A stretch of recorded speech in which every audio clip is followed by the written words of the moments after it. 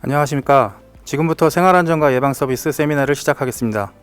이번 세미나는 국민생활안전포럼과 생활안전 예방서비스 기술개발연구단에서 주관하고 한국전자통신연구원과 한국지능형 사물인터넷협회에서 후원합니다.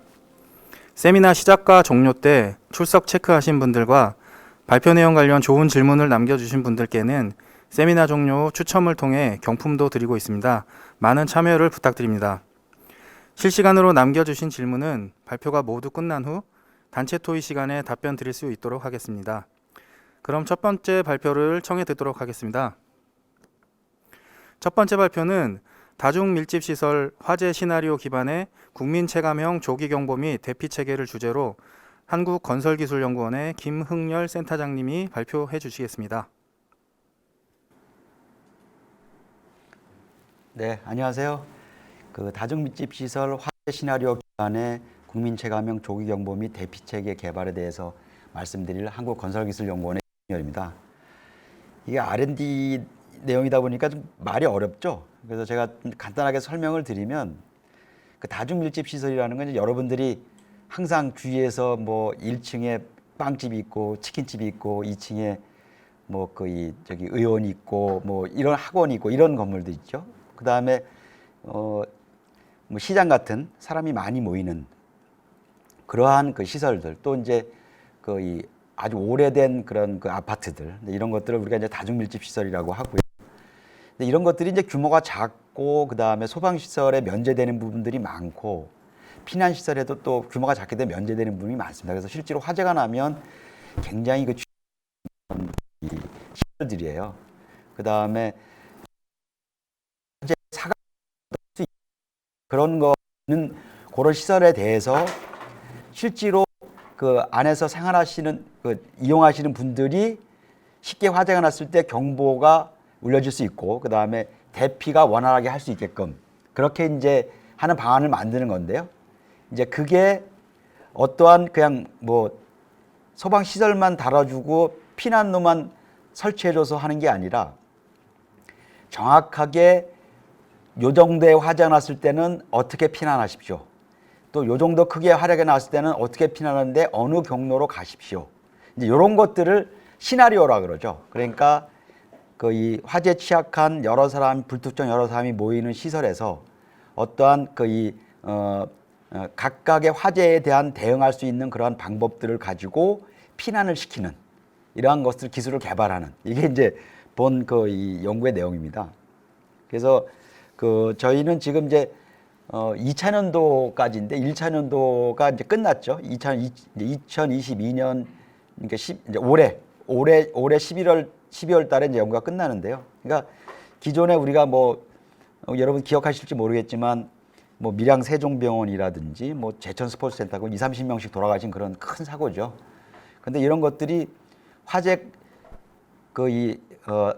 감지하거나 하는 그런 장비들이 꺼져 있거나 또 아니면 설치가 안 돼 있거나 탈출로가 막혔거나 그래서 또 이 안에 있는 사람들이 화재가 났는지 안 났는지 모르거나 그다음 자기가 어디로 피난할지 모른다거나 뭐 이런 상황들 때문에 뭐 이 사우나 같은 2층 사우나 같은 데서 스포츠센터 2층 사우나 같은 데서 20명이 돌아가신 그런 사고들이죠.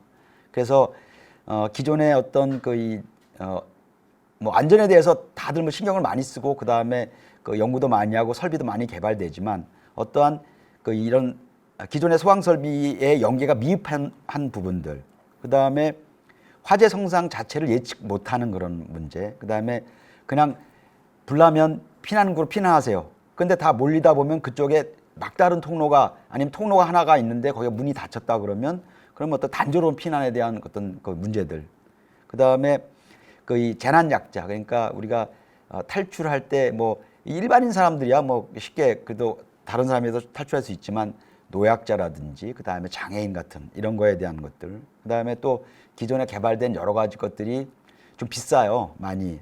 그 다음에 다량의 스마트 기기가 좀 고가이래서 실제로 이 소형 건축물 같은 경우에 스프링클러 설비조차도 안 돼 있는 거에 이런 고가의 거를 적용한다 그러면 또 그게 말이 좀 안 되고요.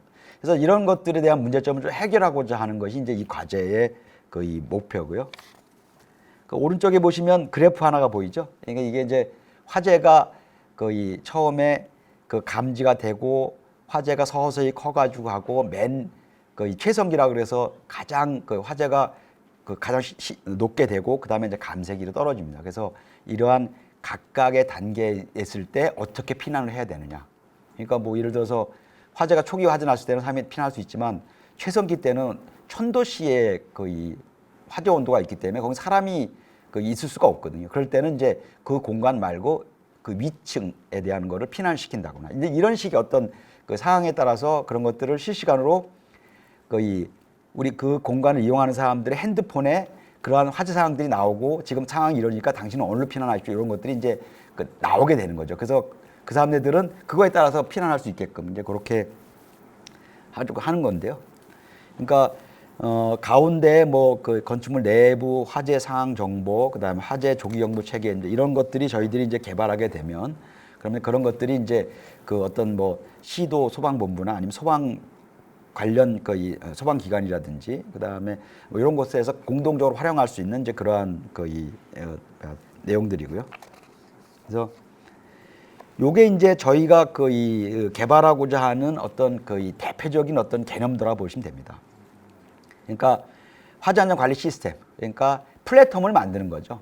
그래서 그 플랫폼에 다중 밀집 시설에 대한 이 화재에 대한 관계된 것들을 집어넣어주고, 그 다음에 집어넣어준 그런 데이터들이나 그런 사항들이 모바일 앱을 통해서 그 시설을 이용하는 사람들한테 이제 전송이 되는 거죠. 그런데 그러한 어떤 화재 안전 관리 시스템을 만들려고 그러면 어떤 화재가 났을 때 사람이 어떻게 피난하는지, 어떻게 피난하고 행태가 어떻게 되는지에 대한 것들, 그래서 그걸 가지고 경보 체계나 대피 체계를 만들어서 하나의 통합 시나리오를 만듭니다.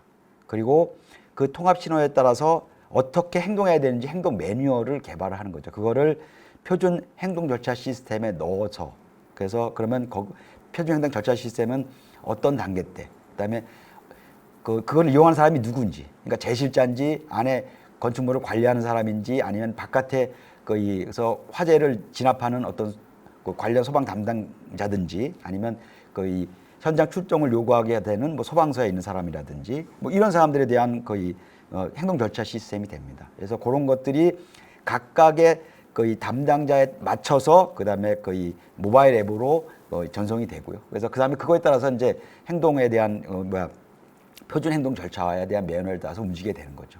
이런 것들이 이제 어떤 플랫폼 형태로 해서 이루어진다는 거죠. 그래서 뭐 기존의 기술하고 차별성은 이제 기존에는 법규 기반의 기술 적용이었는데 실제로 이제 저희들이 이걸 만들려고 그러면 화재 시에 사람들이 어떻게 움직이냐에 대한 어떤 공학적인 데이터가 필요합니다. 그러니까 화재 크기가 도대체 어떻게 되는 거냐. 그 다음에 사람들이 피난할 때 어떻게 움직이느냐. 움직이다가 뭐 병목이라는 게 있어요. 그러니까 가다가 사람이 뭉치게 되면 그러면 거기서 또 넘어지고 막 이럽니다. 이제 그렇게 되려고 그러면 반대쪽에 피난 방향을 줘야 되는 그런 문제들.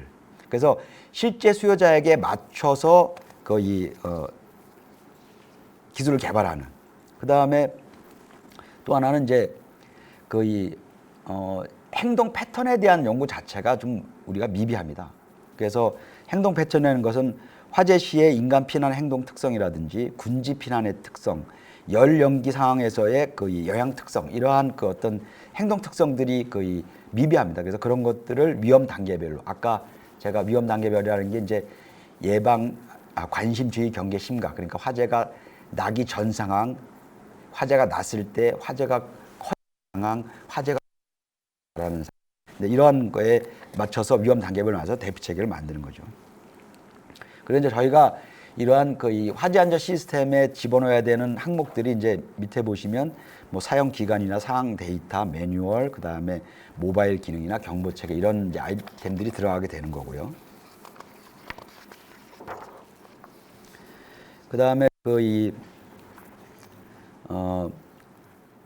여태까지는 이제 사고 시나리오가 아예 틀에 딱 박히는, 그러니까 가장 일반적인 걸 가지고 했고요. 그 다음에 또 이게 일방향적으로 하향식의 어떤 매뉴얼 체계를 가지고 있습니다. 그래서 이거를 저희는 이제 타임라인별, 그러니까 상황별 어떤 시나리오로 구성을 하고, 그 다음에 어떤 상황이 발생했을 때 유동적으로 변화될 수 있는 그러한 거의 매뉴얼을 만드는 그러한 거의 할 수 있겠고요.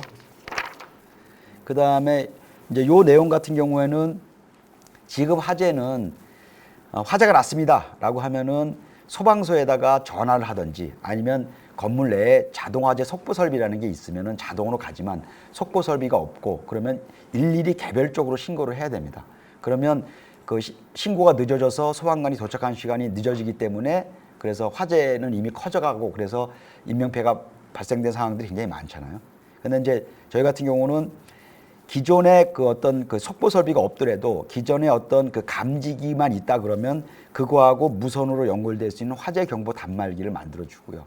이 단말기에서 화재가 나면 감지돼서 화재 안전 시스템에 주게 되면 그 시스템으로 각 기관들이나 제수자한테 뿌려지게 되는 거죠.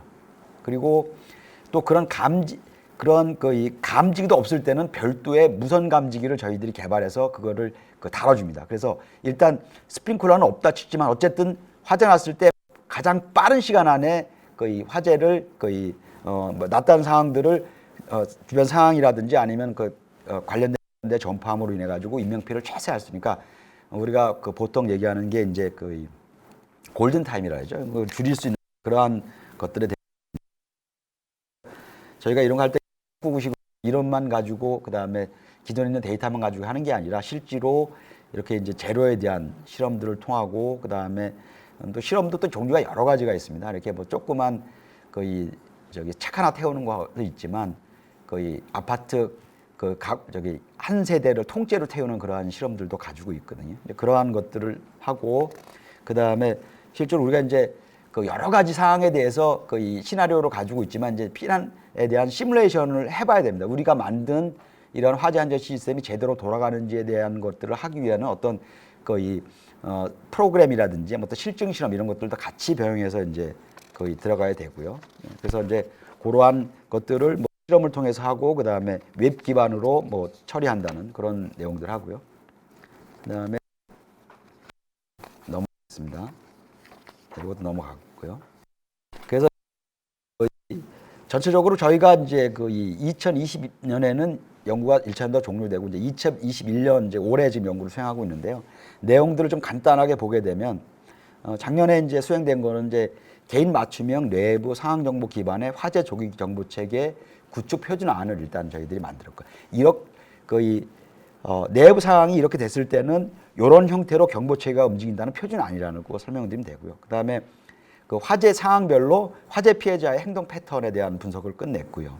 그다음에 표준행동 절차 시스템을 개발하고 그것이 탑재될 화재 안전 관리 시스템의 어떤 프로토타입이 개발이 됐습니다. 그리고 화재 발생 시 행동 매뉴얼이 개발이 돼서 이제 1차년도에 그게 개발이 됐고요. 근데 2차년도에는 이제 그거를 최종적으로는 화재 안전 시스템을 개발을 하고 그거를 제실자나 관련 기관에 알 수 있는 모바일 앱으로 전송하는 기술을 만들게 되면 이제 2차년도 내용은 끝인데요. 근데 그게 실제로 제대로 되는지 안 되는지 하기 위해서 테스트베드, 저희는 리빙랩을 통해서 실제로 주민들이 거주하고 있는 시설에서 그걸 한번 작동시켜 봐가지고 그래서 주민들이나 관련 기관에서 그것들이 요게 문제다, 저건 저걸 좀 바꿔줬으면 하는 그러한 상황들을 피드백해서 할 수 있는 리빙랩 형태로 해가지고 저희들이 이제 개발을 완료를 할 예정인데요. 추진 일정이고요. 그래서 뭐 1차년도에 이 개발된 내용들을 잠깐 언급한다 그러면 뭐 위험 단계별, 그러니까 화재의 진행 단계별로 통합 시나리오를 개발을 했고 그다음에 내부 상황 기반의 화재 조기 경보 체계를 구축을 했고요.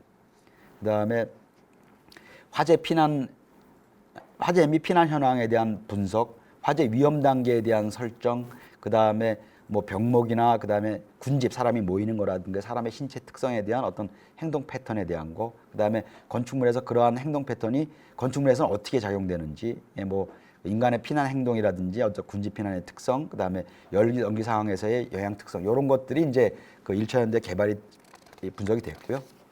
그다음에 요거는 이제 이 화재 안전 관리 시 프로토타입에 대한 부분입니다. 그래서 이 화재 대응 장치, 그러니까 뭐 일단 뭐 감지기라든지 아니면 뭐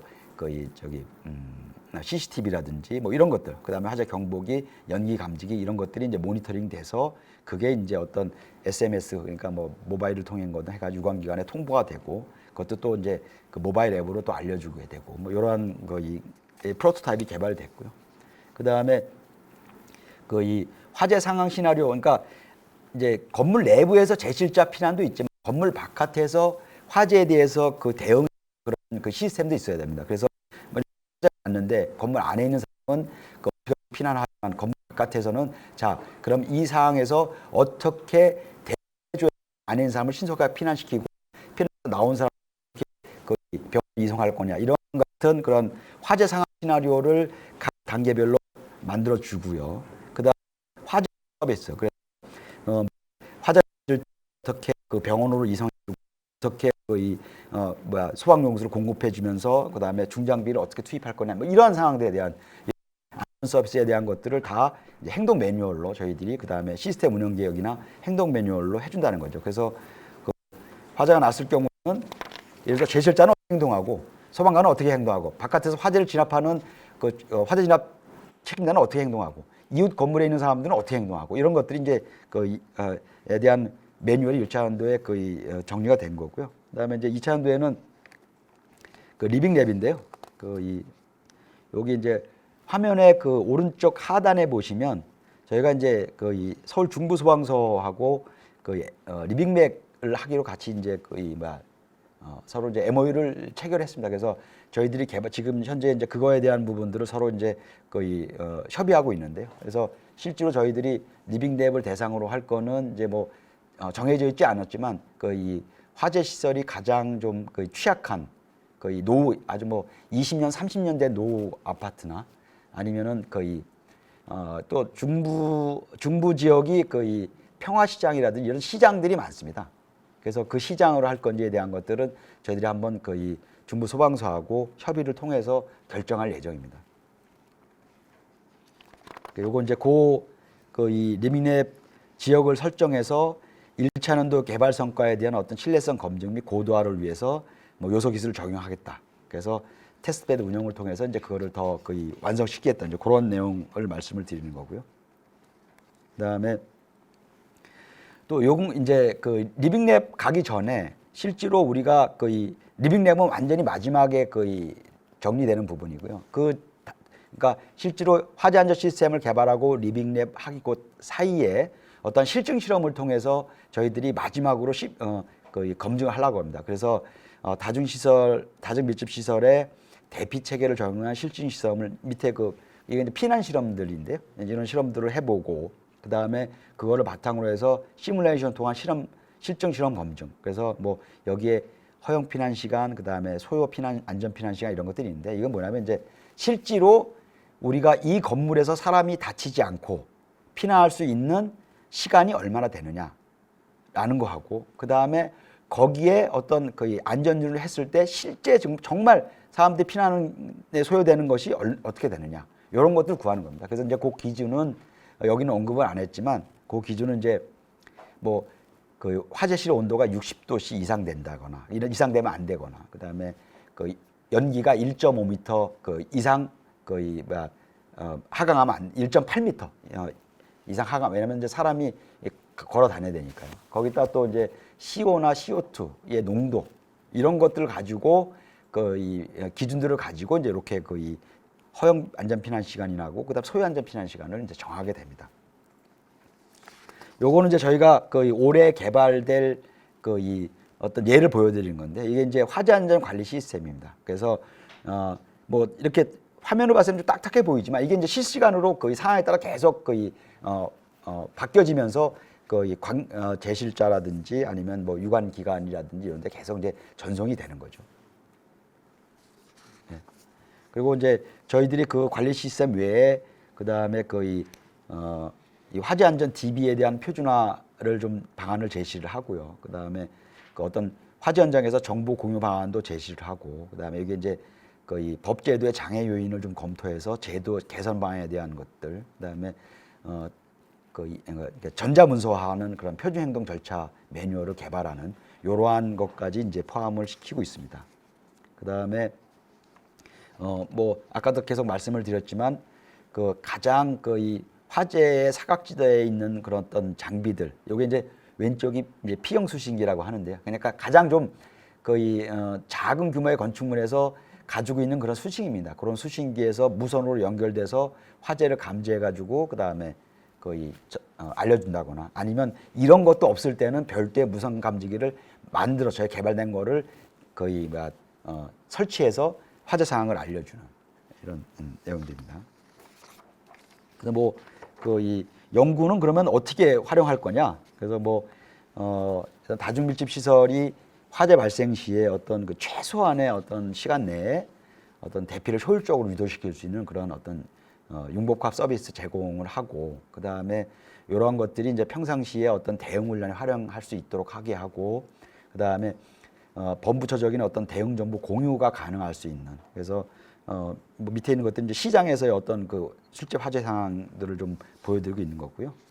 그 다음에 요건 이제 거의 지금 저희가 다중밀집으로만 하고 있지만 이 연구 개발이 끝나게 되면 이제 다중밀집 시설 말고 예를 들면 초고층 건축물이라든지 아니면 대공간 판매 시설이라든지 이런 데도 이러한 기본 틀을 가지고 이제 실제 건축물에서 화재 상황에 맞게 이제 조절해서 그래서 이제 할 수 있는 그러한 거의 활용성을 가지고 있습니다. 그래서 이제 어떤 스탠다드에 대한 지원, 그 다음에 어떤 실제 운영에 대한 부분, 그다음 홍보, 그 다음에 다양한 어떤 벤치마킹에 대한 것들을 해서 어떤 화재 안전 관리 시스템이 좀 효과적으로 사용될 수 있게끔 그렇게 진행할 예정이고요. 그 다음에 또 재난 상황 및 화재 안전 서비스 시나리오를 활용을 통해서 어떤 다중밀집 상황에서의 어떤 거의 현실적인 어떤 피난에 대한 부분, 그 다음에 시나리오의 어떤 그 필수 대응 역량을 통해서 어떤 관리 주체가 교육을 효과적으로 할 수 있게끔 하는, 그 다음에 거의 전자문서화를 통해서 누구나 쉽게 어떤 숙지할 수 있게끔 간편하게 우리 거의 핸드폰에서 쉽게 할 수 있으니까요. 그래서 그리고 어떤 감지기를 통해서 아주 신속하게 누가 이제 수동적으로 화재를 알려주는 게 아니라 이것도 이제 자동적으로 화재가 나면 바로 알려줄 수 있는 그런 시스템을 만드는 거고요. 그래서 또 이런 것들이 이제 우리 국내 기술로 만들게 되다 보면 이제 어떤 외국의 제품에 대한 것들을 이제 우리 국산화할 수 있는 그러한 것도 되고요. 그 다음에 기존의 소방 대상물에도 아주 그 적은 비용으로다가 손쉽게 적용할 수 있는 이제 그러한 방안들이 되겠습니다. 그래서 나머지 기술적, 경제적, 사회적 이런 부분은 좀 거의 넘어가도록 하고요. 그래서 저희들이 이제 이러한 것들을 하기 위해서 이러한 실험들을 사용하고, 맨 첫 번째 1번이라고 돼 있는 실험 장비는 공학 전문적으로 10메가와트, 그러니까 아파트 하나 태우는 그런 양을 실제 실험을 통해서 확인할 수 있는.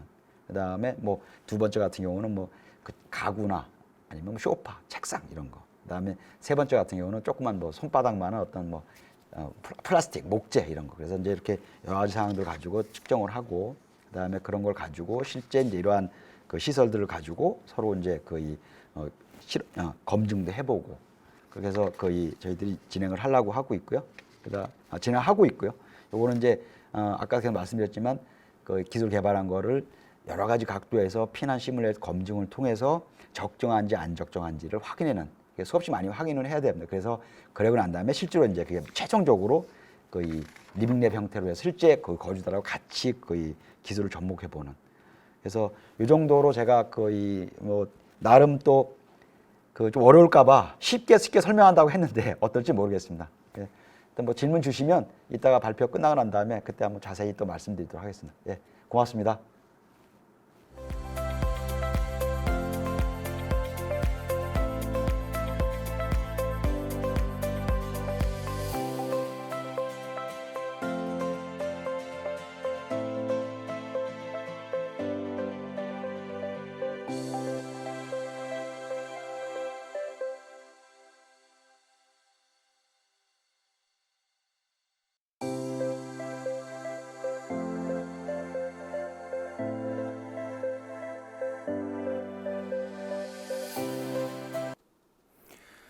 다음은 델리아이 정종모 대표님께서 중고 스마트폰 활용, 보행사고 위험 요인 개선 기술이라는 주제로 발표해 주시겠습니다. 네, 반갑습니다.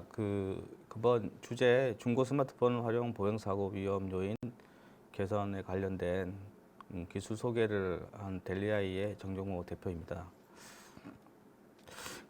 저희 과제는요, 지금 그 근본 포럼에서 관련성이 있는 여러 가지 위험들 중에서 보행자를 포함한 교통 약자들의 위험 요인들을 어떻게 진단하고 그리고 해결하는 그 도구를 중고 스마트폰이라고 하는 하나의 그 디바이스로 활용하고자 하는 부분에 있어서 접근을 했고요. 이러한 접근 방법에 대한 그 취지는 현재 우리나라의 중고 스마트폰이 월 한 900만 대 정도가 거래가 되고 있거나 보유를 하고 있습니다. 그래서 연으로 따지면 한 2천만 대 정도가 있다라고 지금 2018년도 통계상에 나와 있는데요. 그러다 보니까 이런 중고 스마트폰이 하나의 활용 가치로서 충분하지 않을까라는 취지 접근을 했고요. 그런 취지에서 지금 2017년도 자료에 따르면 전 세계적으로 한 71억 대의 중고 스마트폰이 있습니다. 근데 스마트폰 자체를 보면 이제 보급률이 우리나라가 굉장히 높은 수준이고요. 그리고 이런 스마트폰의 교체 주기는 한 2년 내에 한 번씩 교체되고 있는데 이게 최근 들어서 점점점 줄어들고 있다는 부분이고요. 그래서 이런 줄어든 중고 스마트폰을 활용할 수 있는 거는 충분하지 않을까라는 부분하고 그러한 활용한 사례 그리고 사례를 통해서 이번 안전 관련되어 있는 이슈들을 대한 적용 방안 그리고 관련된 기술들을 소개하도록 하겠습니다. 일단은 기존 사례 중에서 하나는 집에 있는 중고 스마트폰 자체를 LED 화분을 통해서 화분 관리라든지 아니면 VR 기기, 모바일 관련되는 여러 가지 교육 자료들, 기자재로서 활용하는 사례들이 있었고요. 두 번째로는 이제 IoT 관련된 부분에서 우리 실생활에 가장 적용 부분들이 서울시의 버스 도착 안내 단말기를 중고 스마트폰을 활용한 업사이클링 BIT 즉 민영 BIT 사업에 적용됐던 사례들을 좀 말씀을 드리고 싶고요. 세 번째로는 이제 국가 차원에서 스마트 시티 분야에 이 중고 스마트폰을 하나의 플랫폼으로서 활용을 하자라는 취지들이 2019년도에부터 이제 시작이 됐던 부분이고요. 이런 취지들에 통해서 다양한 모델 발굴을 하는 시도들이 있었습니다. 이러한 시도들을 바탕으로 서비스들은 업사이클링 디바이스 역할로서 여러 가지 산업이라든지 문화, 전시 교육 부분에 컨텐츠를 생성하고 그 컨텐츠들을 하나의 플랫폼에서 거래되도록 하는 시스템들이 하나의 역할을 할 수 있고요. 그리고 두 번째로는 서비스로서의 중고 스마트폰을 업사이클링하는 역할이 있을 것 같습니다. 그래서 이런 폰들은 현재 집에 이제 잠자고 있는 서랍 속에 잠자고 있는 폰들을 세상 속 밖으로 꺼내서 사회적인 어떤 기여 역할로서 서비스 아키텍처를 만들 수 있다라는 부분에 설명을 좀 드리겠습니다. 보통의 목표 서비스 부분은 현재 지금 추세는 업사이클링 디바이스 센스로서 다양하게 지금 활용을 되려고 하는 시도가 있는데요. 일단은 CCTV 목적으로 사용하는 부분이 있고요. 그리고 환경 센서 그리고 다양한 LED 디스플레이 용으로도 많이 업사이클링이 활용되어 있고요. 이런 업사이클링에 관련되어 있는 중고 스마트폰 센서들은 스마트폰의 모바일 엣지 플랫폼 쪽으로 또 활용이 되는 부분의 사례들이 많이 있습니다. 그러다 보니 이런 서비스들은 지자체라든지 기업, 개인들이 자신의 취지와 목적에 맞는 다양한 서비스들로 아트라든지 아니면 교통안전, 문화 부분의 연동통해서 저희 도시 시민들의 사용자들이 편리하게 가장 접근성이 좋은 모바일 폰을 하나의 대안으로서의 충분한 활용 가치가 있다라는 부분의 목표 서비스를 잡았던 거고요. 이런 목표 서비스에 맞는 시나리오들하고 기술 정의들은 보면 서비스 시나리오들은 대부분 다 중고 스마트폰하고 태블릿 PC 들이 하나의 센싱 도구로서 활용되는 부분하고요. 이 센싱의 데이터 자체를 바로 중고 스마트폰 플랫폼에 탑재하는 디바이스 플랫폼 탑재 역할로서 전달이 되고요. 이 탑재된 플랫폼들은 하나의 서비스 운영 플랫폼하고 연동이 되는 부분입니다. 그리고 중고 스마트폰의 출시 시기에 따라서 과거 3G부터 현재 5G까지 여러 가지 통신 인프라의 기술 트렌드에 따라서 결합이 가능하다는 부분에 서비스 시나리오의 연결성을 제시를 했고요.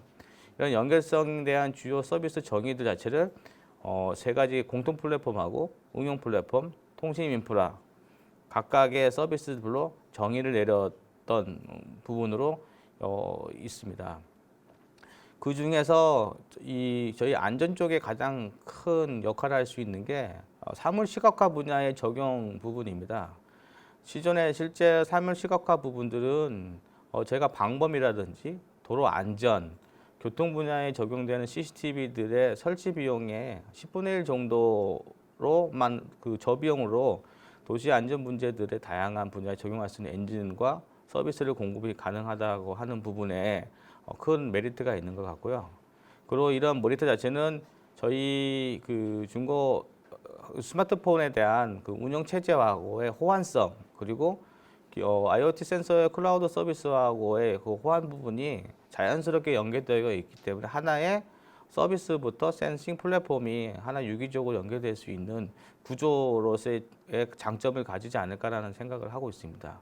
그리고 이러한 장점들 중에서 플랫폼에 대한 소프트웨어들은 폰 자체에서 갖고 있는 고유의 기능 중에서 디바이스 관리 기능 부분하고 그리고 위치 관리 기능, 그리고 보안, 이벤트 기능들은 폰이 다른 IoT 디바이스보다 훨씬 더 강력한 도구로서 현재 특징이 있고요. 그 중에 이제 어플리케이션에 대한 부분에서 데이터라든지 아니면 영상 그리고 이벤트에 관련된 부분이 결합되면 어느 것보다 더 활용 가치가 높은 디바이스 플랫폼 소프트웨어로서의 역할을 할 것으로 생각이 되고 그 부분들이 지속적으로 계속 증명화되고 있다는 부분에 있어서 말씀을 좀 드리고 싶습니다. 적용 기술들을 보면요. 모바일 엣지 플랫폼에 관련된 부분은 사실은 적용 대상하고 범위들이 사물 인터넷 분야의 모든 분야에 적용이 가능하고요. 기술 수준 자체는 모바일 엣지 플랫폼 자체는 사실은 기술 등급들은 상해 등급에 좀 있습니다. 환경 센싱 쪽 부분에서는 분진등, 소음, 또 공기질, 최근에 그린 시티에 관련되어 있는 이슈들하고 결합되어 있는데요. 이런 부분들은 기술 수준은 중이지만 다양한 환경 분야에 적용이 가능하고요. 카메라 우리가 이제 스마트폰 중에서 이제 최근에 나온 폰들부터 해서 과거 폰들을 보면은 스테레오 카메라 기능도 같이 탑재되어 있어서 최근에 AI 기술과 접목되어 있는 영상 시각화 처리 부분에 스마트폰을 활용하는 부분에 있어서 이 교통 안전 등 다양한 분야에 적용이 가능한 부분이고 오늘 주제의 부분에서도 이 부분을 집중적으로 설명을 좀 드리고자 합니다. 저희가 앞서 말씀드렸던 내용들은 중고 스마트폰이 어떻게 활용 가치가 있는지에 대한 사례와 스마트폰의 구조적인 플랫폼과 서비스 그리고 센싱으로서의 역할에 대한 부분을 설명을 드렸고요. 이제 이번 포럼 주제와 직접적인 관계가 있는 저희 보행 안전 분야에 대한 적용에 대해서 저희가 개발했었던 부분에 대해서 설명을 좀 드리겠습니다. 이 부분은 현재 저희가 이 스마트폰에 관련되어 있는 것을 활용하는 데 있어서 가장 첫 번째가 중고 스마트폰에서 올라온 데이터들이 대용량 데이터들이 많기 때문에 빅데이터 시스템의 요구사항에 대한 정의들을 도로 구조, 보도 특징, 지형, 시설물, 보행 특성, 차량 특성, 도시 공간 특성, 그리고 기존의 교통사고 데이터인 타스 데이터들과 같이 결합되어 있는 그 부분을 요구사항 정의를 했고요. 그 요구사항 정의에 따라서 현재 저희가 실증하고자 하는 지역에 중고 스마트폰 AI 단말기로서 설치를 했고요. 그 설치된 단말기를 통해서 하루에 데이터량 하면 한 10기가 이상의 영상 데이터들이 수집이 되고요. 수집된 영상 데이터들은 업사이클링 기반의 IoT 혁신 플랫폼의 공통 플랫폼 운영 쪽에서 데이터들을 다 분석을 하고요. 분석된 데이터들은 저희가 그 보행 위험에 대한 등급과 기준에 따라서 영상 분석을 통해서 그 서비스되는 이 서비스들은 저희가 익히 알고 있는 민식이법 발효 전에 교통사고 발생에 관련되어 있는 그 사례에 적용하는 그거와 동일하게 적용되는 부분이고요. 그리고 이러한 부분들을 이제 VIP니까 비디오 인포메이션 프로세싱 분석을 통해서 현장 상황이 사람이 아닌 디바이스로서 객관적인 그 위험 요소가 어떤 것인지 선정하는 과정을 거쳤는데요. 저희가 1차적으로는 수원하고 대구를 했습니다. 지금 화면상에서는 수원에 관련된 부분만 이제 적시를 했는데요. 일단은 기존의 그 방범 CCTV라든지 도로 안전에 관련된 CCTV를 통해서 데이터를 얻고자 했다면 사실은 그 위험 상황에 대한 변수를 선정하는데 엄청나게 많은 사각지대라든지 아니면 누락되어 있는 곳이 많았을 겁니다. 실제로 설치를 하려면 CCTV 하나당 2,500에서 한 4천만 원 정도 사이에 비용이 드는 부분이 있어서 이 연구를 통해서 불가능했던 부분들을 스마트폰을 활용하면서 가능했다는 부분이고요. 그리고 이 폰들 자체를 활용하는 거는 실제 전기 공사라든지 아니면 그 별도의 독립적인 그 폴 아니면 여러 가지 시설 장치들이 없이 기존에 있던 전신주라든지 가로등 공공기관이 운영하던 여러 가지 시설물들의 협조를 통해서 쉽게 설치하고 탈부착이 가능했다는 부분이고요. 그리고 전기를 연결하지 않고 사용하고 있어서 안전에 관련된 부분에 있어서 장점을 가졌던 부분이고요. 그래서 이러한 부분들은 실제 쉽게 100대에서 200대 정도를 쉽게 설치해서 운영할 수 있는 그런 장점들이 있었던 부분에 데이터 요구 정의 부분에 설명을 이제 했습니다. 이러한 부분들은 저희의 아까 말씀드린 시각화 플랫폼이나 엔진을 통해 가지고 보행자하고 실제 이 보행자들이 어떠한 위험 상황에 노출되어 있는지를 초단위로 시시각각 진단이 가능했던 부분이고요. 이런 진단된 데이터들은 메타화시켜서 GIS 맵과 1:1 매칭을 할 수 있는 기능을 포함하고 있었습니다.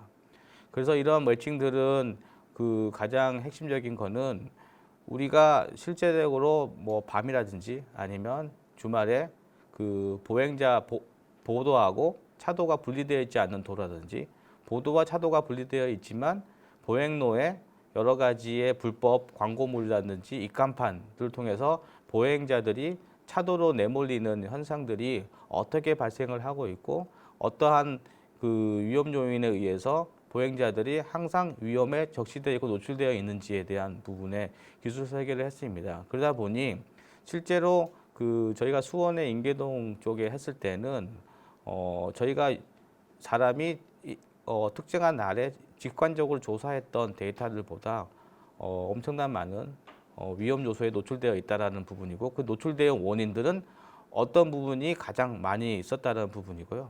그리고 이러한 부분들은 화면에 보시는 바와 같이 그 GIS 맵과 플랫폼의 연동이 가능한데요. 일대 각각의 사람과 차, 그다음에 사람과 차와 또는 불법 접촉물과의 상충들이 좌표화해 가지고 그 좌표화된 부분들이 맵에 1:1 매칭이 되도록 함으로써 위험 포인트가 정확하게 어디고 무엇 때문에 위험 상황에 내몰려 있고 위험 상황은 얼마까지 계속 지속되어져 있는지에 대한 부분으로서 이 중고 스마트폰을 통해서 얻어지는 여러 가지의 데이터들로 진단이 가능했다는 부분에 있어서 말씀을 좀 드리고요. 이러한 그 마지막으로 이러한 중고 스마트폰의 활용 가치에 대한 부분에 있어서 경제적인 파급 효과를 좀 말씀드리면 앞서서 말씀드린 것처럼 CCTV를 하나 설치를 하는 데 있어서 여러 가지 제약 조건이 있습니다. 주민 동의도 얻어야 되고 그리고 또한 국정원 여러 가지의 행정적인 부분들에 많에 따라서 설치라든지 아니면 비용에 대한 부분들이 굉장히 많은데요. 실제로 CCTV 하나당 아까 말씀처럼 2,500에서 4천만 원 정도 드는 CCTV의 비용을 실제 이 중고 스마트폰을 재활용하면 한 지점당 80만 원 정도의 비용으로 가능하기 때문에 이 단순한 수치적으로 봤을 때도 굉장히 많은 지역, 굉장히 많은 사각지대에 설치가 가능하고 이것 또한 하나의 큰 효과라고 할 수도 있고요. 또한 산업적 파급 효과에 대한 부분에 있어서는 여러분이 아시다시피 스마트폰의 그 전기 사용은 실제 일반 전기에 비해서 적어도 한 20분의 1 정도 쌉니다. 저희 계산상으로는 한 1년 단위로면 한 9천 원밖에 전기료가 안 나오는 부분이거든요. 근데 이것을 CCTV라든지 다른 IoT로 간다 그런다면 사실 1년에 한 달에 2에서 5만 원 정도의 전기료가 들어갑니다. 그러다 보면 많으면 많을수록 전기료가 증가하는 부분에 있어서 이런 산업적 파급 효과에 대한 부분하고 그리고 두 번째로는 사실은 우리나라에서 가장 많이 사용되고 있는 그 중에서 반도체하고 스마트폰인데 스마트폰을 하나의 국가산업전략으로서 자산으로서 평가를 받을 수 있기 때문에 그런 부분에 있어서 새로운 모델을 순환 생산 체계로 만들고 그리고 이런 기능들을 배포함으로써 산업적인 효과 부분 그리고 물론 환경적인 측면에 있어서 환경에 대한 그 이슈들 스마트폰으로서 활용할 수 있지 않을까라는 부분이고요. 사회적 파급 효과에 대한 부분 자체는 집에 한두 대씩 다 갖고 있는 스마트폰을 통해 가지고 기부라든지 아니면 사회적인 기여에 대해서 제시함으로써 우리가 잠자고 있던 그 한 해 2천만 대 이상의 중고 스마트폰을 집이 아닌 음성이 아닌 음지에서 양지로 이끌어내는 부분에 그 이 활용은 굉장히 사회적인 파급 효과에도 충분히 있지 않을까라는 생각에서 중고 스마트폰이 그 새로운 IoT 도구로서 활용할 수 있는 부분들은 굉장히 무궁무진하고 또한 스마트폰의 기술이 진화함에 따라서 2년 지나면 중고폰으로 전락하는 부분들의 어떤 그 장점으로 봤을 때는 충분히 활용 가치가 있으면서 안전 분야에서도 적용하는 데 있어서 굉장히 장점이 있다는 부분에 있어서 설명을 마무리하겠습니다.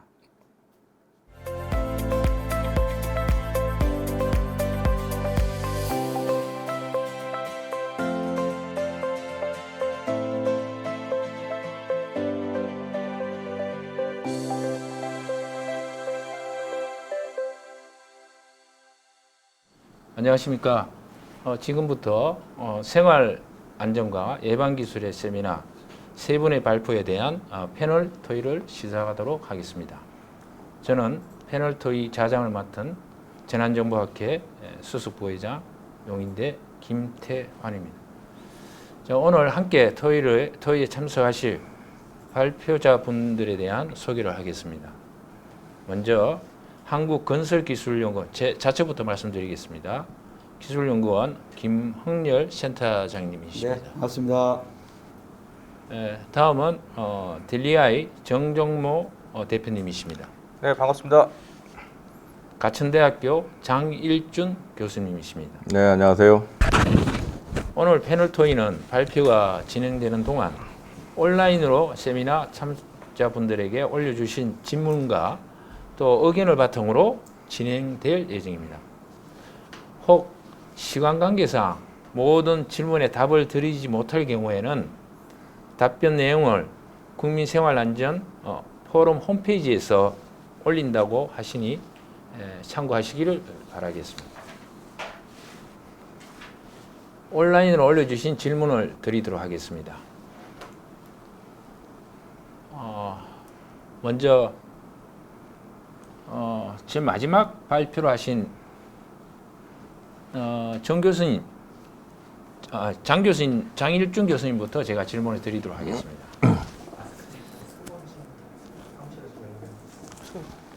장 교수님, 네, 6문제 중에 두 분의 질문에 지금 말씀을 답변을 좀 부탁드리고자 합니다. 첫 번째가 중고 스마트폰 죄송합니다. 장 교수님, 그 보행자 위험 요소를 통합 DB로 구축함이 있어가지고 도로 상황, 또 환경 같은 외부 환경 요인보다는 운전자 요인, 예를 들어 운전자 부지 등이 많은 부분을 차지한다고 생각을 합니다.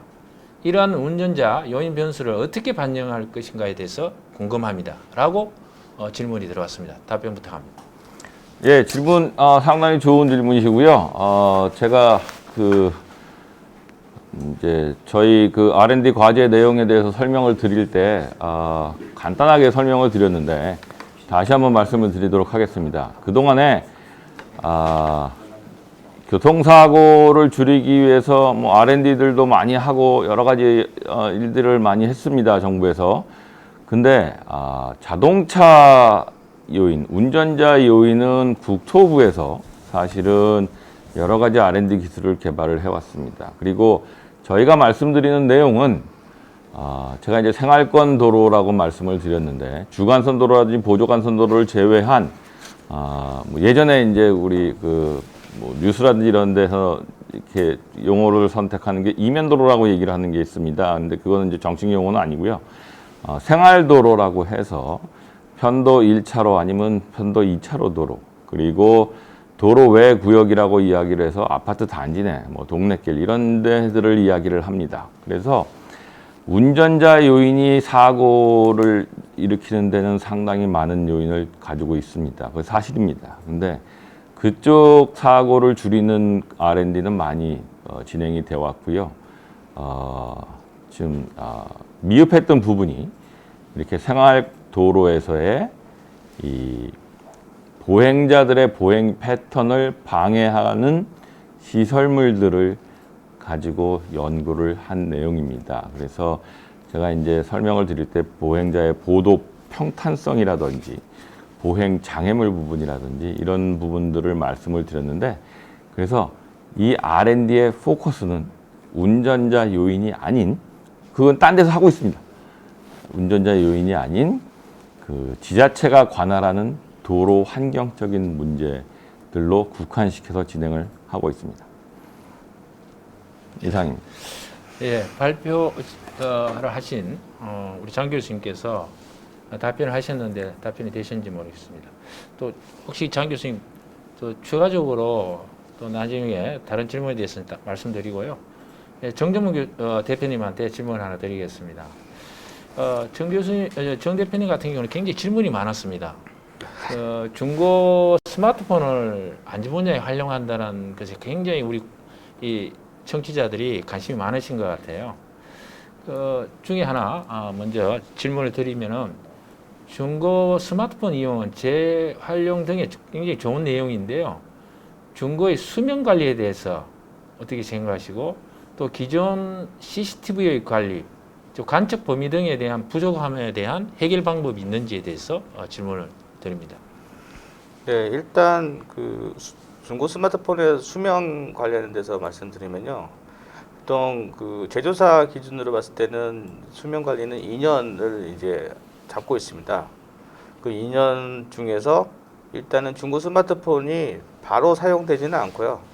이거를 여러 가지의 약품 처리나 부품 교체 통해 가지고 리퍼 형태로 IoT 디바이스로서 활용하게끔 먼저 바꾼 다음에요. 그렇게 사용을 이제 하고 있고요. 그 다음에 이 CCTV하고의 비교를 봤을 때 보통 반복용 CCTV가 가시거리가 50에서 70m 사이입니다. 근데 스마트폰 같은 경우는 이제 50m 이내거든요. 그러다 보니까 화각 부분은 CCTV 같은 경우는 70도에서 광광 같은 거 120도까지 가는데요. 모바일폰 같은 경우는 65도 정도 됩니다. 저희가 적용되는 분야 대부분이 큰 대로 부분이 아니라 방금 장 교수님께 말씀드렸던 생활도로 구역, 편도 2차로 내 부분이었기 때문에 아파트 단지 도로라든지 아니면 생활도로인 이런 편도 2차로 내에 있는 부분에 적용하는 데에는 기존 CCTV하고 큰 차이가 없고요. 오히려 최근에 나온 이 신규 스마트폰이 2년이 지나면 오히려 현재 CCTV보다 더 화질이 좋고 선명하고 기능적으로도 많은 기능들이 있기 때문에 시간이 지날수록 더 좋은 대체제 역할을 할 수 있지 않을까 하는 생각이 듭니다. 감사합니다. 또 다른 질문 이어서 하나 드리자면요.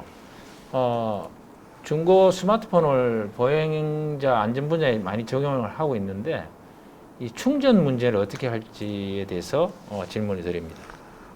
두 가지 관점이 있는데요.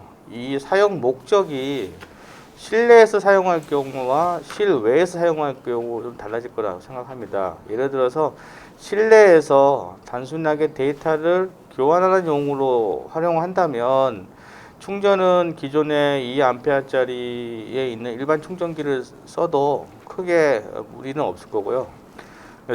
두 번째로는 이제 실내에서 예를 들어서 여러 가지의 영상 자체를 활용하는 센서로서 아니면 플랫폼으로 사용한다면 영상을 구현하는 그 에너지 소모량보다는 더 좋은 공급량이 좋은 충전기를 써야 되는 부분이고요. 그게 만약에 그 전압하고 전류량하고의 역학관계에서 문제가 된다면 배터리 충전을 하지 않는 직접적으로 전극에 연결되는 직류 방식이 있거든요. 그렇게 연결을 하면은 사실은 충전의 의미는 없고요. 야외에서 사용되는 경우, 예를 들어 저희가 지금 서울시에 작년에 220대의 그 버스 단말기에다가 중고 스마트폰을 활용을 했는데요. 거기에는 배터리를 쓰지 않고 전기를 다이렉트 연결시키는 방식으로 사용했기 때문에 충전을 하지 않고요. 충전을 하게 된다면 여름철에 상온 60도 이상이 되는 상온에서는 배터리가 부풀어 올라오는 그런 현상들이 발생하기 때문에 폭파 위험이 있습니다. 그래서 배터리를 쓰지 않아야 되는 그런 전제 조건이 있습니다. 예, 감사합니다. 마지막으로 발표하신 김흥렬 센터장님께 질문을 하나 드리고자 합니다. 그 발표 내용 중에 안전약자, 특히 노약자나 장애인에 대한 화재 경보, 또 대피 체계, 맞춤형 체계에 대해 필요성에 대해서 말씀을 주셨는데요. 구체적으로 연구하는, 지금 현재 연구하는 그 내용에서 안전약자에 대한 고려는 어떻게 하고 계시는지에 대해서 궁금합니다. 예, 뭐 여러 가지 질문 중에 또 저희들이 많이 고려하고 있는 부분을 질문해 주셨는데요. 일단 화재 안전 시스템이라는 거는 뭐 아무런 정보 없이 갑자기 불이 났을 때 사람들한테 알려주는 게 아니라 이미 그 건물에 대한 정보들을 정보 시스템에 담고 있습니다. 그러니까 건축물에 대한 도면이라든지 그 다음에 어떤 시설에 대한 건 뭐 어떤 시설이 있는지 뭐 이런 경보기가 있는지 아니면 있는지 없는지 이런 것들을 미리 각 건축물에 해당되는 그 다음에 또 이 안에서 이용하는 사람들의 이용군이 어떻게 되는지 그러니까 뭐 아파트 같은 경우에는 어떤 사람들이 있고 그 다음에 다중직접 시설 같은 경우는 어떤 사람들이 이용하고 있는지 이런 것들에 대한 사전 정보가 미리 들어갑니다. 그래서 화재가 났을 때는 이제 바로 장애인이나 노약자 같은 경우는 다른 일반인들에 비해서 피난 속도도 느리고요. 그 다음에 이동이 좀 어려운 부분이 많이 있기 때문에 가장 가까운 어떤 피난에 대한 탈출로에 대한 부분들을 찾게끔 그렇게 제공해 드리고요. 또 하나 주변에 이제 이 화재를 인지하고 있는 다른 사람들의 도움을 받을 수 있는 그러한 조건들 저희 주게 됩니다. 물론 뭐 화재 안에 그 건물에 어떤 관리 책임자가 있다면 더 좋겠지만 없을 경우에는 바로 이제 주변에 있는 같이 같이 옆에서 탈출한 사람들도 이 시스템 자체는 가장 빠르게 인지되기 때문에 같이 도움을 줄 수 있는 그런 사람들도 같이 저희들이 시그널을 주게 됩니다. 예, 감사합니다. 장 교수님에게 마지막 질문 하나 좀 드리겠습니다. 네. 이 영상 정보를 이렇게 수집하면 이제 개인 정보 관련해 가지고 많이 논란이 될 것 같은데요. 이 개인 정보 보호나 보안에 대해서 절대적으로 필요한 부분이 무엇인지 그 방안이 있는지에 대해서 질문을 드립니다. 그거 이제 개인정보 저희가 중고 스마트폰을 활용을 해서 보행자의 패턴이라든지 궤적이라든지 보행 구운 분석을 하고 있는데요. 지자체하고 협력을 해서 이 중고 핸드폰을 설치하기 전에 다 고지를 하고 행정 명령을 다 했습니다. 그리고 그 영상에서의 얼굴 이런 것들은 다 지우고요. 그리고 이 보행자들의 그 실루엣이라고 하나요? 그 모습만 이렇게 그 형태만 보이는 거기 때문에 전혀 문제가 없습니다. 그래서 기존에 CCTV 설치되어 있는 그런 안내문 이런 것도 다 설치를 했고요. 예, 감사합니다. 오늘 발표 시간 외에 지금 질의응답을 하고 있습니다만 굉장히 짧은 시간에 많은 질문에 대해 답하기는 좀 부족함이 좀 많은 것 같습니다. 오늘 그 마무리 멘트를 하겠습니다. 이상으로 질의응답을 마치고요. 우리 발표자 중에 그 질문한 내용이나 또 발표한 내용 중에 또 추가적으로 멘트를 하나 좀 부탁드리고자 합니다. 우선 처음 발표하신 김학렬 박사님께서 발표 질의 내용에 대해서 간략한 의견을 좀 부탁드리겠습니다. 예, 이제 사실 플랫폼에 대한 개념들은 기존에는 개념은 있었지만 구체화되는 방법들이 아니라서 약간의 이제 이 플랫폼 개념에 대해서 조금 좀 인지가 좀 떨어지는 부분도 있을 수 있겠습니다. 근데 이제 저희들 같은 경우는 이 연구 자체가 가장 큰 장점이 이 수동적으로 누가 알려주지 않더라도 가장 빠르게 그 화제를 인지할 수 있다는. 그래서 그 시간을 가장 피난 시간을 최대한 좀 늘릴 수 있고, 그 다음에 그런 인지가 해당되는 건축물에 사용하는 사람도 있지만 바로 뭐 소방서라든지 아니면 이런 데를 바로 가기 때문에 그러한 피난 시간을 확보에 좀 유리할 수 있는 그러한 거를 기본으로 수행하고 있습니다. 그리고 오늘 주신 내용들, 뭐 제약자라든지 그 다음에 나머지 뭐 시스템 연동이라든지 이런 부분들은 저희들이 앞으로 한 6개월 정도 더 남았는데요.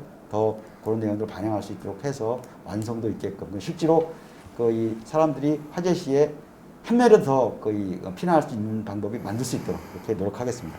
예, 감사합니다.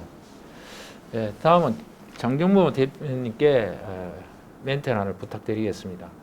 예, 중고 스마트폰이 뭐 추가적으로 개발되어야 될 것들이 무엇인지 발표 내용하고 또 혹시 그 질의 내용 우리 온라인으로 질문 드린 외에 간단한 의견이 있으시면 부탁드리겠습니다.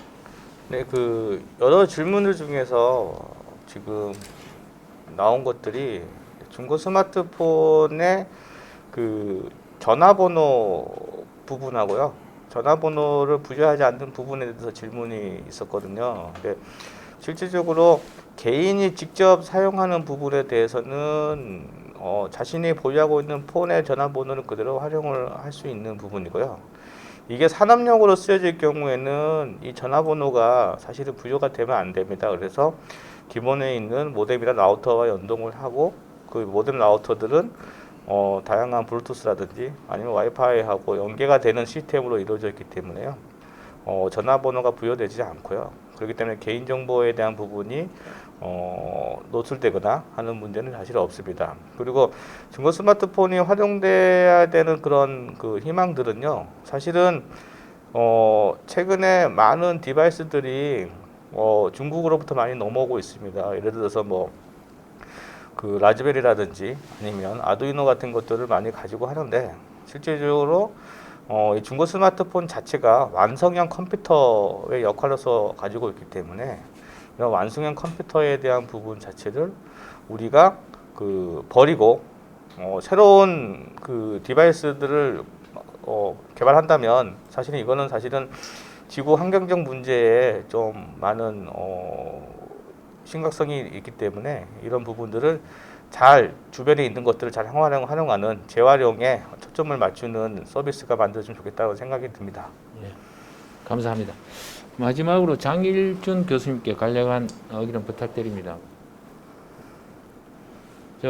지금 하고 계시는 연구 외에 후속 과제도 좋고 좀 발표에 좀 미진한 부분이 있으시면은 멘트를 부탁드리겠습니다. 예, 저는 교통안전 전문가로서 오늘 포럼 하면서 이게 이제 국민 생활안전이라, 들으시는 분들한테 당부 말씀드릴게. 교통 관련된 우리 모든 인간들은 다 이중적인 생각을 가지고 있습니다. 내가 보행자일 때는 차량을 싫어하고, 내가 운전자일 때는 좀 더 빨리 가고 싶어 하고, 그리고 잠시 그냥 불법 주차해도 그거 가지고 뭐라 그러면 화를 내는 경우도 있죠. 근데 사실은 차는 정말 큰 그 위험을 초래할 수 있습니다. 그래서 기본적으로 지켜야 될 부분들을 다 지키고 살면 우리 생활권 구역에서 교통사고가 줄어들 것이라고 생각을 합니다. 이상입니다. 예, 감사합니다. 오늘 발표를 마치기 전에 우리 세 분한테 제가 개인적으로 이렇게 하나 좀 질문을 좀 드리자면요. 지금 발표하신 내용 중에 개발 쪽 뭐 여러 분야가 좀 있으신데요. 결국 이런 개발된 것들이 다중이용 시설이 되든 또 아니면은 안전 약자에 대해서 많이 보편적으로 사용돼야 되는데 이런 단계별로 결과물들이 나올 경우에 뭐 예를 들어 가지고 향후 소방이라든지 또 경찰 또 아니면 구청, 지자체 또 이런 데와 이런 예측 뭐 예를 들어 예측 기술 개발이라든지 이런 것들이 연계해 서비스였으면 좋을 것 같은데 우리 세 분 중에 이런 쪽에 연구를 하고자 하는 또 아니면 연구를 계속 진행하기 위해서 지금 하고 있는 것들이 있습니까? 세 분 중에 뭐 우리 장 교수님이나 우리 정 대표님이나 또 아니면 우리 제가 먼저 말씀을 드릴게요. 그러면 지금 이 과제 자체가 이제 소방청하고 관할소방서하고 연계되는 그러한 시스템으로 만들고 있습니다. 그래서 이제 우리 부회장님이 여쭤보신 건데 제도에 대한 지원도 아마도 같이 의미에 포함되어 있었을 것 같습니다. 제가 보기에는. 근데 이제 이 안전이라는 거는 어쨌든 간에 투자가 이루어져야 되는 거예요. 그러니까 개인의 의지도 투자가 돼야 되는 거고, 그다음 비용도 투자가 돼야 되는 거고, 그다음에 인식에 대한 투자도 있어야 되는 겁니다. 그래야지 이제 그런 것들이 이루어지고 난 다음에 그것들이 이제 구체화되는 게 제도에 대한 부분인데요. 그래서 아무리 좋은 기술을 만들어도 소방과 어떤 관련 기관이나 부처하고 연결이 안 되는 그런 시스템 같은 경우는 또 의무적인 사항이 아닌 것 같은 경우는 사실 실효성을 거두기가 좀 어렵습니다. 그래서 저희 과제 같은 경우도 이제 기술이나 어떤 이런 것들이 다 구체화되고 있고 지금 현재 다른 트랙으로는 이제 이런 것들을 제도화할 수 있는 방안, 그러니까 실질적으로 활용될 수 있는 그런 방안들도 같이 연관지어서 지금 연구를 진행하고 있습니다. 예, 감사합니다. 장 교수님 지금 연구를 하고 계시는 게 제일 수요자가 결국 누가 되는 거죠? 1차 수혜자는 정부고요. 네. 그리고 궁극적으로 최종적인 혜택을 보는 수혜자는 국민, 보행자들 그리고 자동차 운전자들입니다. 그리고 이제 안전 쪽으로 지금 요즘 자율차 이런 것들이 많이 되고 있는데 제가 직접 자율차의 안전 부분에 대해서 기술 개발을 수년간 진행을 했었고 그렇게 자율차가 그냥 차량에 이동하는 그런 거 말고 보행자라든지 이런 차대차 사고를 줄일 수 있는 이런 핵심 기술들 개발들이 진행이 되고 있습니다. 그래서 이런 보행 R&D 그리고 자율차 R&D 이런 것들이 서로 연결이 되면 교통사고는 많이 줄을 것으로 예측을 합니다. 예, 감사합니다. 정준보 대표님, 네. 지금 중고 스마트폰 지금 뭐 여러 활용을 지금 하고 계시는데 네. 지금 과제 중에 뭐 추가로 개발돼야 될 부분들이 있습니까? 일단은 저희가 서비스했던 것 중에서 생활 안전 분야의 광의적 생활 안전에 포함되는데요. 사실 발달 장애인 돌봄 부분에 중고 스마트폰을 활용한 서비스를 지금 하고 있는데 발달 장애인의 등급 아니면 환경에 따라서 활용도는 무궁무진 하고요. 이러한 활용도 자체를 현재 저희 이제 기업이 독단적으로 서비스를 하고 있는 부분에 국가라든지 지자체가 각 사회 약자 돌봄 서비스 부분에 포함이 된다면 하나의 사회적 운동으로서 서비스가 제공되지 않을까라는 생각에서 많은 관심을 좀 가졌으면 좋겠다라는 생각이 듭니다. 예, 감사합니다. 지금 이제 시간이 한 2분 정도 남았는데요. 우리 세 분 중에 제가 우리 지금 온라인에 올라온 내용 외에 내가 꼭 이 얘기는 이 자리에서 꼭 해야 되겠다는 말씀이 혹시 있으십니까? 뭐 장 교수님이나 정 대표님이나 우리 김 센터장님. 아까 다 말씀드렸는데. 예. 또 제가 생각을 좀 하게끔 시간을 드려야 되는데 죄송합니다. 그러면 시간이 지금 한 2분 남았는데 제가 오늘 세 번의 발표를 듣고 제가 느낀 점은 이러한 기술들이 개발됨으로써 일반인들이 보편적으로 좀 알릴 수 있는 방법이 좀 많이 필요할 것 같아요. 저 오늘 그런 자리가 사실은 생활안전과 예방기술 세미나라는 자리고 또 직접 주최한 국민생활안전 포럼이라는 곳입니다. 우리 지금 들으시는 우리 청취자분들, 온라인으로 참석하신 분들께서는 지금 발표하시고 또 질의응답하신 내용 외에 또 추가적인 질의가 있으시면은 홈페이지에 그 질의를 해주시길 바라겠습니다. 오늘 발표하신 세 분과 온라인으로 참석하신 모든 분들께 이제 감사를 드립니다. 지금 코로나 사태로 굉장히 국가가 또 각 개개인이 어려움을 맞이하고 있습니다. 국민이 생활안전 포럼에서 준비하는 이번 세미나는 우리에 대한 우리 생활에 안전한 삶과 안심하게 살 수 있는 대안이 되었으면 합니다. 저는 항상 여러분들한테 말씀드리고 싶은 거는요.